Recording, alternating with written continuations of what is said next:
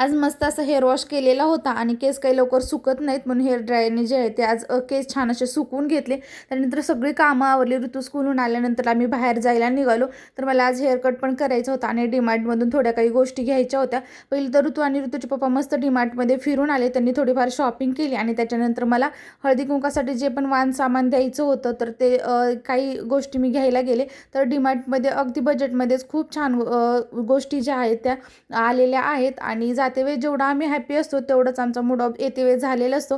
कारण बाहेर थोडा वेळ जरी फिरलं तरी आम्हाला लगेच कंटाळा येऊन जातो. घरी आल्याबरोबर पहिलं कुकर लावून घेतला आणि जेवणामध्ये मग मुळ्याच्या शेंगाची भाजी, मिरचीची लोणचं बनवलं होतं. एकदम छान आणि टेस्टी झालेलं आहे. शेंगदाणे चटणी असं छानसं जेवण केलं आणि मी आज ना स्टेप विथ क्लिअर हेअरकट केलेला होता. तर खूप दिवस झाला मला हेअरकट करायचा होता पण वेळ काय भेटतच नव्हता. म्हटलं आज ठरवून जे आहे ते हेअरकट करून आले. तर कसं वाटतं तुम्ही मला नक्कीच कमेंट करून सांगा. आणि खूप जास्त काही मी हेअरकट केले नाहीत तर झालं असं.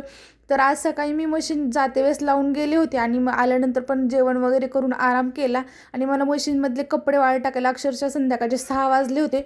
तर खूप जास्त गोष्टी काही मी डीमार्टवरून घेऊन आलेले नव्हते. थोड्याफार जे पण लागायचे होते तेवढ्याच घेऊन आले आणि येताना मात्र टोस्ट घेऊन आले. त्यामुळे मग ऋतूचे पप्पा आल्यानंतर मस्त चहा केला जास्तीचा आणि त्याच्यासोबत मस्त टोस्ट आणि चहा एन्जॉय केला आणि संध्याकाळी जेवण पण जास्त म्हणजे भूक नव्हती त्यामुळे म्हटलं असं साधं सोपं जेवण बनवा. तर तुम्ही छान अशी कांदा टोमॅटोची चटणी आणि भाकरी बनवली.